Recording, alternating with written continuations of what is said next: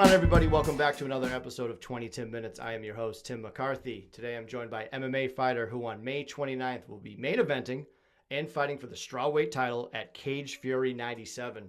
Hilarie Rose, how are you? I am good. Thank you so much for having me on. I'm so excited to chat with you today. Yeah, I'm so excited to chat with you. You got a big fight coming up. That's phenomenal. Yes. Headlining your own card. Is that your first time? My first time. Super cool. I didn't even realize it at first. And then my coach was like, yeah, you're the main event. And I was like, cool. Super exciting. So it'll be good to get a main event on my belt and then go home with a belt. Yeah, 2-for-1, 2-for-1 special. Yes. I like that a lot. So you've been fighting amateur since 2014, turned pro in 2018, currently sitting at 5-2. Is that correct? Did I do my research right? Yeah, you're right. I'm right on the money. I'm right on the money. It makes you feel old thinking, man, since 2014, shit, time goes by fast. It does. It does, because you have fighters, you have so many fights spread out, and then it's just mostly training. Majority of your fighting is training. 100%. And then it's 15 minutes maybe I fight. And then it's now I'm back to hours of training. Yeah, that's not easy. I couldn't do what you do. I'm just a guy on the couch watching it being I would fall down right after that leg kick. And I read that you got into fighting at the age of 14 because of high school sports. You have a specific thought in your head that you were screw this, I'm going to go into fighting? Was there any moment in your life that you're all right, this is it, I'm going in? I was kind of a punk ass kid. At 14, I was hanging out with my friends, smoking weed and just didn't really want to do anything. And I was a cheerleader in high school. And I know most people are surprised by that, but I hated it. And so then, I was just out with my friends late and doing whatever. My mom's like, all right, we got to get you back into sports. That's your thing. So I wanted to box.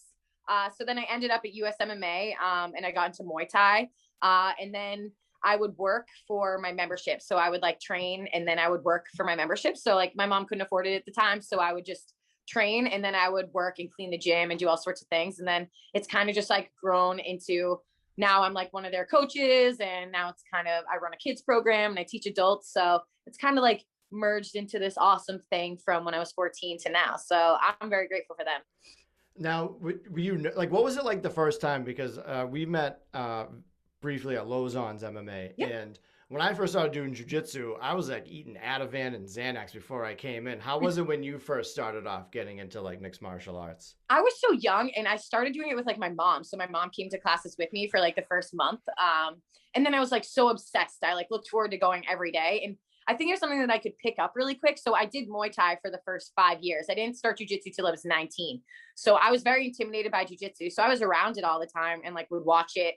But I think being that young girl, I was kind of I don't really want to wrestle with all these dudes. I don't really know. This is weird to me, which is too bad because I wish I did, because then I would have did high school wrestling probably. But at the time, I had no interest. But then, yeah, every time I go, I loved it. And I think I learned really, really fast. And my coaches thought that I learned fast. So I think their motivation kind of motivated me to want to show up and be there all the time. So that was super cool. And then they're you got to do jujitsu. Time to do jujitsu. So then I was hooked. So jiu-jitsu became my thing and I loved it. And then it just all kind of merged together. Yeah, you get all the different aspects of the mix. You're a mixed martial artist, not just 100%. What are you at right now for jiu-jitsu? You brown belt? Is that right? I'm a brown belt. I got my brown belts maybe a year and a half ago. So that was super cool, super surprising. I think all people don't think that they deserve the belts that they get. And my coach is a hard ass when it comes to getting belts. So I like to think that I'm a much better coach when it comes to grappling than I am actually grappling. Now when I grapple, I'm kind of lazy and I kind of go through the motions, and all those lower belts, they want to just rip my head off. And I'm just I'm just trying to grapple. And I went through that phase of crazy, sporadicness, but it's good. I think, I still don't think I'm a brown belt, but my coach is all right, enough. Until you find other brown belts that you can murk on the mats and you're okay. Yeah, exactly. I feel I'm just a professional white belt with my blue belt. I still don't feel I can do blue belt things, and I'm just I don't You can. I was just I think this is a big mistake. But yeah, jiu-jitsu is great. Do you rock with the gi at all, or you just strictly no gi? I never did the gi. I mean, I mixed it up in the gi a few times because we would have a few gi classes. But my school's strictly a no gi school. We don't teach really gi. But I've mixed it up a few times, but it's not my thing. I'm with the fingers, and I'm a little baby, I jam my fingers and I'm ooh. So it wasn't my thing. I think with the MMA like background, like not that it doesn't, work for MMA, but the grabbing doesn't just fit into my kind of game right now. So maybe when I'm done fighting, I'll mix it up with the gi. I always tell people that don't know jujitsu, they're like, what's the gi? I'm like, when you go to a hotel and they have that robe, if someone attacked you in that robe, you'd be fine. Yeah, 100%. Like everyone's like, I don't get it. And I'm with you with the finger thing. Like after I'm like, I feel like I'm throwing up like gang signs at the end of it. Yeah. My finger's like, oh yeah, it's like, I'm just going to go home. So you were on the Dana White Contender Series. I think, what was it, like season 4? Was that last season? Yeah, season 4. Yep. So I always like to ask these questions because I'm always a fan. It's like, how do you get picked for something like that? Obviously, you're putting in the work and the wins, but how were you like chosen for that? So I would hit up Mick all the time. I'd like send him messages on Instagram, and I would be like, I'm ready. I'd love to be on the show. And I know, like I had said this before, like Mark Delagardi's not my coach, but he's very good friends with my coach, and Mark is friends with Mick, and I think they had talked and mentioned my name a few times to each other. And I'd reached out to Mick one day and was like, I know I haven't had any fights and I'm not very active, but if the opportunity comes, I'd love to be on Contender. And like, he shoot me a message back and was like, it's in the works. So then it was in the work, and we kind of found out February of last year, like right before COVID hit, that I would be fighting in July against Cheyenne. And then obviously it got pushed back because of COVID. So so it kind of just fell into place in a weird way. A lot of annoying Mick and just like sending him messages, I think was kind of the benefit of that. And, just putting it out there and saying, hey, I know I want to fight. I really want to put on a performance, blah, blah. So then I was lucky to get the opportunity, and it was cool. How was it fighting with no crowd? I love it. I love fighting with no crowd. I think that it's awesome because there's so many distractions when it comes to the crowd. Like I fought in Connecticut once and someone yelled spinning back kick. And I've never thrown a spinning back kick in my fucking life. And I threw a spinning back kick and then I ended up on the ground. So it's like, you have those like, and like my coaches thought that it was like a teammate from my gym, and they like yelled at him, and he was like, it wasn't me. I didn't yell that. But like you pick up like weird things. Like you don't hear your coach, but you like hear the random asshole in the, crowd who yells something. So I really liked it. I like having a crowd. It's nice, obviously, having fans and having your friends and family, but no crowd was also super cool. You could hear everything your coaches were saying and everything their coaches were saying. So it's kind of like, a benefit and then also not a benefit because, she can hear my coaches too. I feel like they should take the golf way of it and there'll be a crowd, but when it's going on, just lightly clap and just let everyone just stop. I feel like with training too, you should like, I always said like, maybe you should train with like, when I did a jiu-jitsu competition, I'm like, hey, can we like hear your voice from afar so I know it's you, because everyone's screaming. So if the other coach is screaming, I'm like, wait, am I supposed to do that, or does he know that I'm doing that? Like I'm always too confused. Then I get tapped out. I'm like, what just happened? Yeah, 100%. That's so funny.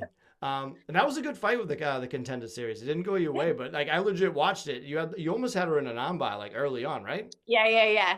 So I mean, in my mind, like I love the flying armbar, and it was, I told Steve Mays, I saw him earlier in the day that day, I'm like, I'm gonna go for that flying armbar, and he was like, okay.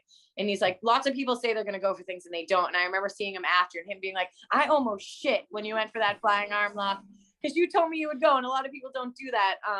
But I knew she kind of had an elbow injury on that arm, and that it was possible that, I might be able to get it. But, she watched all my videos and she knew what I like to do. So she was really smart at, taking away my game plan, and she was super, super strong. So that was one thing I really lacked and, had been focusing on a lot. So it was good.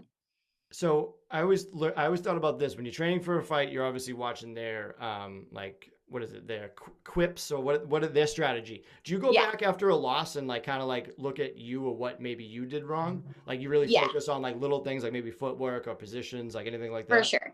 I've watched that Contender Series fight with my coaches like 20 plus times, just focusing on a lot of like tiny mistakes, like, I didn't get on my hip when I should have got on my hip this way, or, if I sent the momentum that way instead of this way, I could have turned her. And always, we always go back and we always watch the ones I win too. Cause you make mistakes regardless of what fight you're in. It's just picking up on those tiny details so that next time, you're maybe just a little bit quicker or a little bit, more on top of it. Sorry, my phone. It's ringing. Cool. So coming up, you have Cage Fight 97 against Elise Reed. Is that the name we're going up against? Who's the current champ? But before that, you had a victory at Cage Fury 95 where you legit kicked your opponent until submission. I feel like I don't see that often, but you were throwing vicious leg kicks, and that poor girl could not withstand those at all. So that was a fun ending for that one. Yeah, she was a grappler. She was a brown belt and competed. You know, she's very active on like the jiu-jitsu tournaments and stuff. And I noticed right away she was very heavy on that front leg. I knew she'd, you know, probably want to try to take me down or at least get me on the cage. And then the first few that I kicked her with, I could tell that she was definitely heavy on that leg. So I was just taking advantage of that as much as I could. And, you know, as soon as I started to see her wither, I was like, all right, I'm just going to keep kicking until I can't kick anymore. And it was funny because I would see your clips on your Instagram and actually see you at the gym at Lausanne's a couple of times. And I always see you doing your handwork. And I'm like, dude, she's throwing bombs right now. So I'm like, telling my wife, I'm like, she's probably going to knock her out. And you knocked her out with her leg kicks. You even elbowing the coach at Lausanne's. I know. And I was like, dude, she's ready. You're more than ready. I'm always ready. You know, I hit her with a good few elbows. So poor Andy gets all the beatings from me. And I landed a few good elbows and the leg kicks. He was happy that I landed the leg kicks because there's a few camps he's helped me with that I wouldn't throw a single kick in the fight. And he's like, man, I take all these leg kicks and then you don't even kick in the fight. What do you think about Elise Reed coming up? What do you see in her? How do you see beating her? So she's a super skilled fighter. Obviously she's worked her way. I mean, she's only 3-0 and she's already the champ. So she's had good opportunity. And she's willing to fight girls who have records. So, I mean, she's only 3-0 and her last few fights, I think the girls were like 4-1 and like 5-2. So again, me being 5-2, I think she knows that, the tougher fight she has, the quicker she'll be able to kind of work her way up. But she kind of has that karate taekwondo style.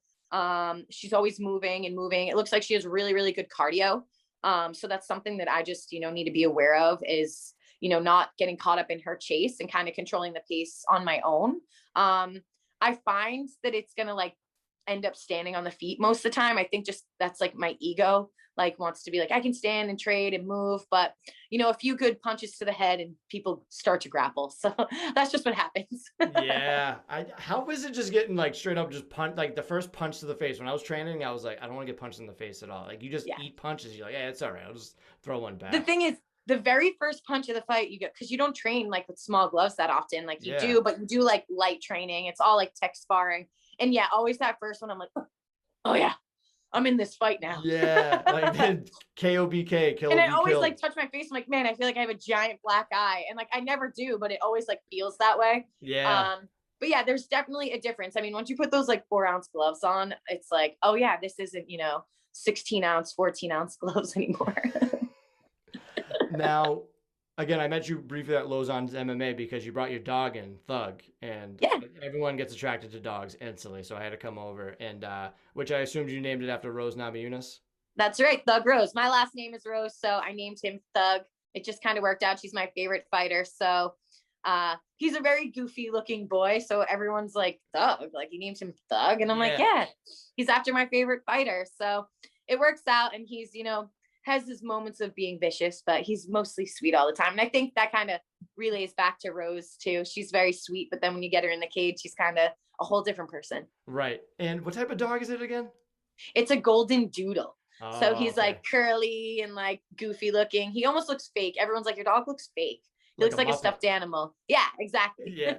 And he grew pretty quick. Again, following your Instagram stories, because I met him like when you just got him.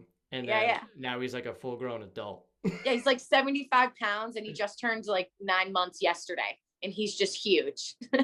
Just an absolute mind. He probably doesn't know how big he is either. No, not at all. He like sits right on me and I'm like, all right, let's get off. Let's go.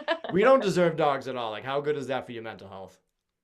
The reason I got him was for my mental health.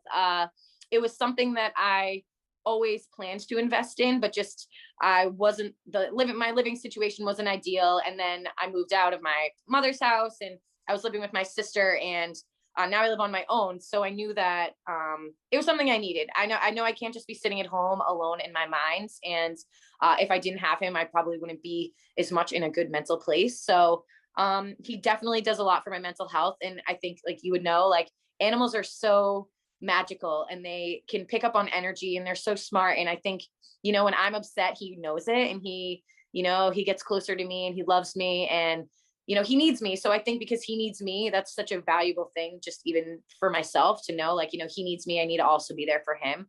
But he's the best. Animals are literally the best ever. We don't deserve them whatsoever. We Dogs, don't, your dogs are the seriously. great. They're just your best friend no matter what you do. No matter what, they Yeah. love you no matter how much you yell at them, no matter how much they go in the trash or they dig through your damn laundry. I just can't help but love them so Yeah. much. Yeah, they're always by your side. You cut some guy off, you do something bad, they're like, hey, whatever, I'm with you. Yeah, exactly. Now, after that, so I became friends with you on Instagram just because I like meeting new people, meeting new fighters and stuff. And then October 2020, you had a post that was a good video. It was pretty long about your own mental health and Yeah. your stance on that, which I loved. And I instantly reached out to you about that because Yeah. I started this podcast in November. And I was in the works for it, and I was like, "This is so cool! Like, I want to get you on the show, and I'm glad we finally did it." But can you elaborate on that video? And you had one just recently too. But if you want to put those two together and just catch everybody up. Yeah. So for years I've been struggling with my mental health. I have severe anxiety, and, you know, I struggle with depression. It's definitely something that, you know, you have to work with every single day. I think, you know that on a personal level too. I think that a lot of people don't understand what it's like to have anxiety and depression, that it's kind of become like a trend that, like, people just kind of put a word to it and they don't really understand what it means. But, you know, it's debilitating. You know, some days you just want to stay in bed all day, and, you know, you have shit you got to do, but you just can't. And I think a lot of people don't know how to reach out and kind of be there for people. And I understand that, like, it's hard. It's hard to say the right thing and do, you know, be a friend sometimes. But it's hard. You know, I grew up with some trauma, and I mean, don't get me wrong. Like, I'm lucky. I was a very privileged kid. I don't mean that in a bad way, but, you know, I had some trauma growing up. I suffered from like severe eating disorders, and just some days it's really hard to pull yourself out of the ground. And, you know, I think just being open to talking about it has helped me in many ways. I mean, for years, I just would stay bottled up and, you know, just go home and cry, or, you know, think about, you know, terrible thoughts that, you know, you don't want to run through your head. And I think just even putting that out there a little bit, a lot of people reached out to me, and I can communicate with some people who are also struggling, and it's nice. And it makes you feel good when you don't feel like you're alone, and there's other people who can relate to how you're feeling, and you don't feel as, you know, fucking crazy, or that you're the only person who's feeling that certain way. So it's good. I've connected with a lot of really amazing people just from those videos. So I'm really grateful for that, especially like you, like, you know, we connected through that video, and, you know, I'm grateful for that. I was like, you like crying? I love crying. Let's be Me too. friends. And I always love the people that don't have mental health issues that reach out and have show support, that they don't understand, but they're like, oh, I get it now. And like, say like we change plans last minute, and we're like, yeah, I don't feel good, but you're just like riddled in bed and you don't want to do anything. 100%. That's the story of my life. Yeah, straight up. So I tell people all the time, like, hey man, let's do it another week, and then I'll see how I am then. Yeah, it's got to be tough too from the standpoint of being a fighter. Like, they think you're all just rough and you should be this stone 100%. person. Yeah, so that's, and I'm really good at like putting on like a front. Like, most people see me and I'm always like, hey, what's up? You know, like, and really I'm like, I'm sweating on the inside, and like my armpits are sweating, and I'm really just terrified of being here. Like, every time I go to Lausanne's, like, I'm welcome there no matter what, but every single time I go there, I'm riddled with anxiety. And like, I don't know why. Like, I love being there. I love the people there. I'm super supported there. But it doesn't matter. Like, every time I go, I'm riddled with anxiety, because I'm like, well, this isn't really my gym. And like, I don't want people to think that I'm like overstepping people's boundaries because I'm here and I'm coming from another gym and I'm getting attention and maybe other people aren't. So, you know, I like fixate in my brain so much that, and I know that people just don't care, but like, I can't like get that in my own head. But I still just keep showing up, you know, I just keep showing up and do my thing. I'm the same way, where I'm like, I'm not even supposed to be here. Like, just doing it. It was funny because you know little Jesse, right?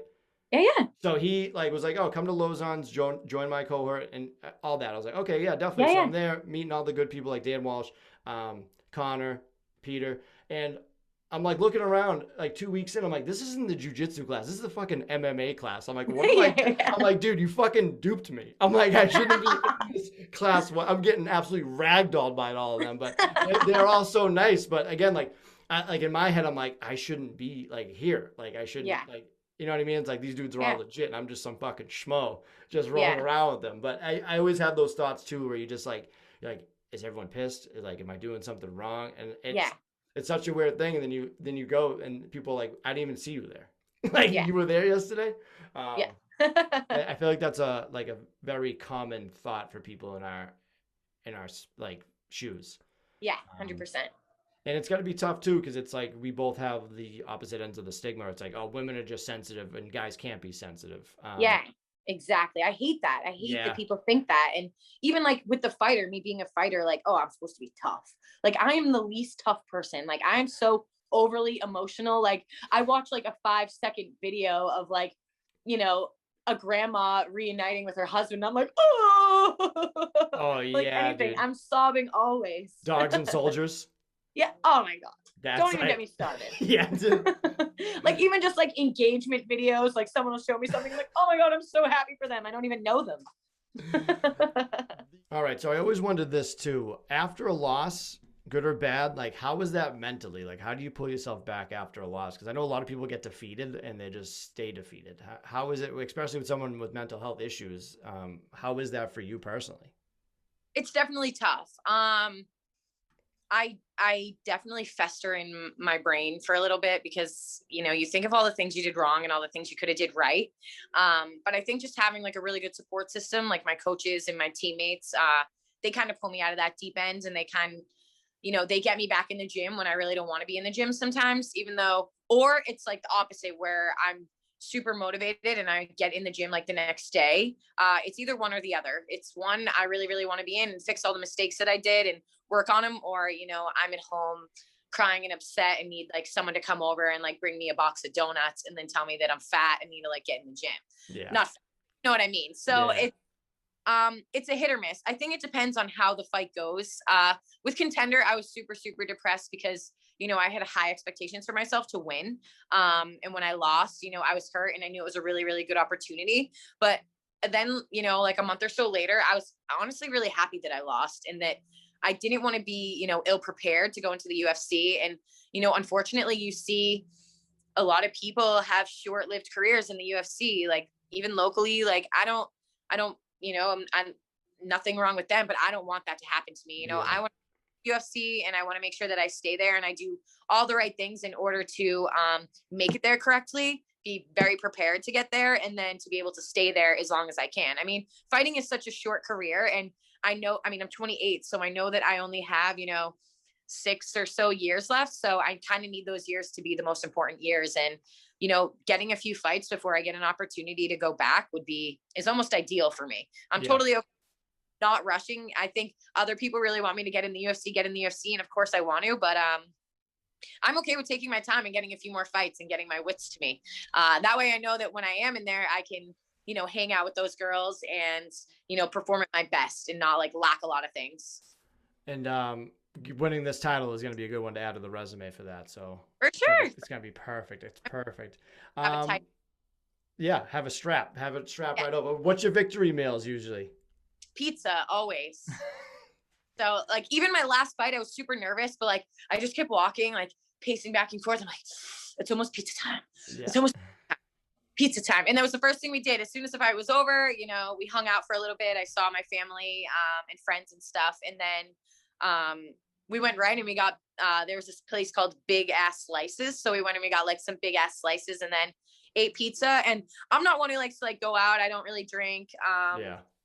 So I just like wanted to go to bed and watch, you know, Schitt's Creek. And then we got up in the morning and we left. And that was that. We went and got donuts, and I don't want to stay out late. I don't want to be up really late. Like once you are done, like your body just is done. Yeah. Like what is, you know, 10 seconds or it goes 25 minutes. I'm so emotionally and mentally exhausted at that point. I just want to like lay down. Like nothing. Let's have some fun before we end this. Okay. This one came up on the flags. I always like asking people. It's like if you had to pick like one fictional character, like whether it be like movies, TV, to like get in the octagon and fight, who would it be? Do you have like just one person that you just were like, I wish I can just punch this dude right in the face? I've never seen it, but people always like pick like King Joffrey from Game of Thrones. Oh my God, that's a good one. Yeah. I would go with Cersei. I would love to fuck up Cersei. Not that I like her because she's really great, but she's also sucks. Like I would definitely fight her. That's a good one. All right, perfect. I like that answer. Now, I usually ask people, it's funny that I always ask people, like, because I think it's because I'm a MMA fan and a wrestling fan. What is your walkout theme song? My walkout theme song is Just a Girl by it's been my theme song for a few of them. Hey, there's people working downstairs, so be here. Understandable. Just a Girl by No Doubt. It's one of my favorite songs. I really like the song because I think that I can kind of relate to it. If you don't know what the song's about, it's kind of about being a girl and being vulnerable and like kind of having like this expectation of how girls should be, and that like, you know, she's kind of trapped in this world where like girls have, when she first wrote the song, it, like how people are overprotective of females and only females can do certain things. And I think being in a male dominated sport, it was a really cool song, and like I can relate to it. And every time I hear it, I'm so fired up. Because I'm just a girl, and, you know, I'm here to show up and prove that, you know, guys can't just, you know, run this sport, that girls also can come in here and show up and put on a good performance. So I love the song. And I think a lot of people also like the song. I think I tell people and they're always like, yeah, great song.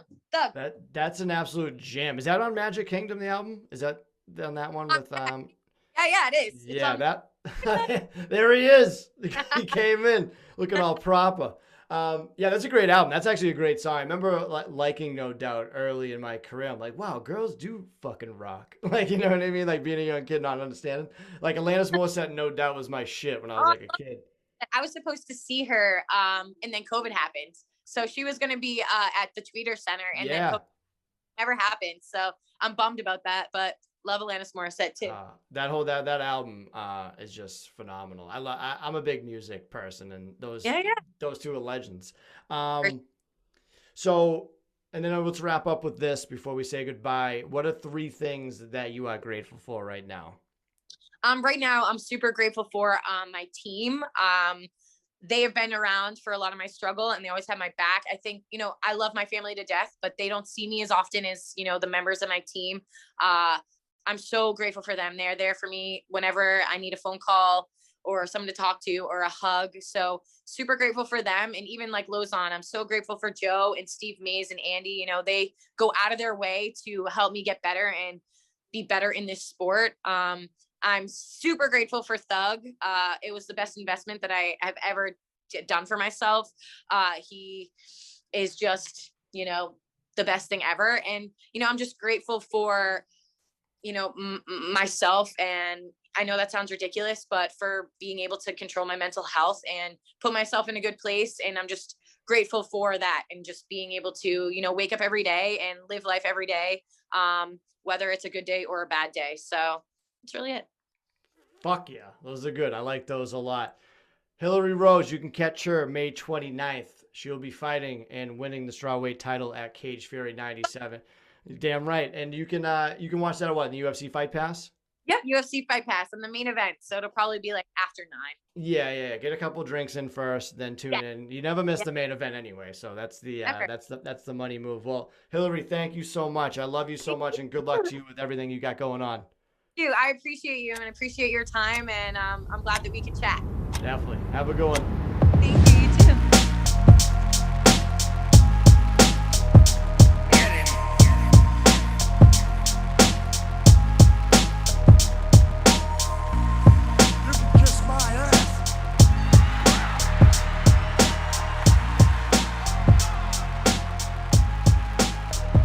This podcast is not intended to be a substitute for professional medical advice, diagnosis, or treatment. Always seek the advice of your physician or other qualified health provider with any questions you may have regarding a medical condition. If you are feeling suicidal, please dial 911.